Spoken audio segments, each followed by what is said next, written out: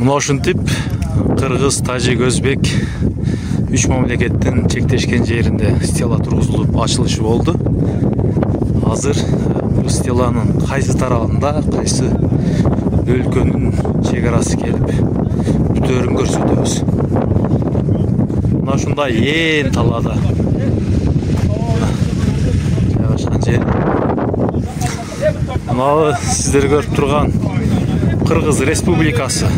Бул ушул Кыргыз тарапка коюлган.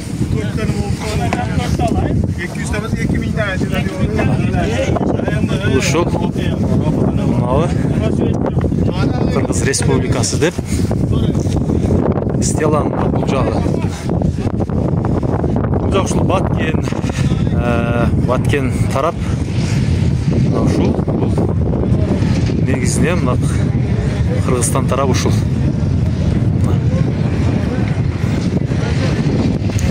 Баткен облусунун Баткен районунун аймактары. Ушул ал эми стеланын бул жагына Өзбекстан тарап деп, Өзбекстан Республикасы деп жазылган.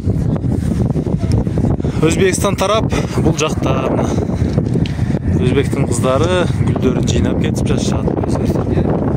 Чек-ара мына ушул азыр көрсөтөбүз.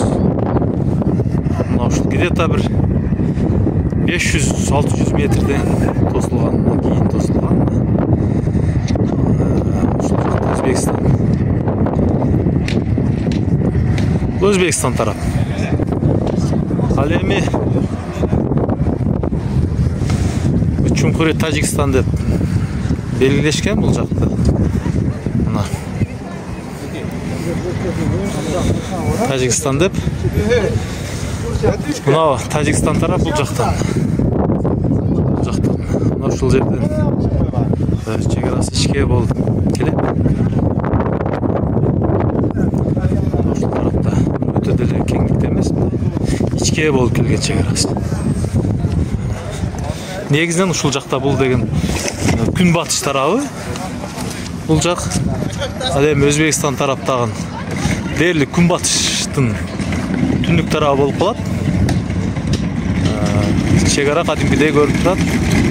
500 метрден кийин кадимгидей зым тартылган. Ал эми мындан бул жагы бүтүндөй Кыргызстан тарап. Бүт Кыргыз тарап. Мына ушундай. Тажикстан тарапка дагы ушинтип Чумкури Тажикстан деп жазып койгон. Мына ушундай стела так ушул жерге курулган. Адыр ээн тала.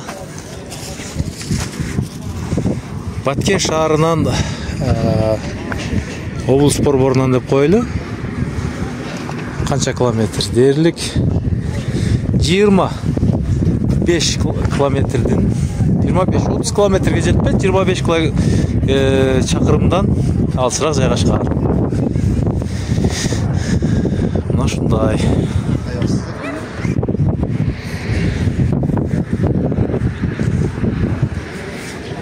Мына ушундай.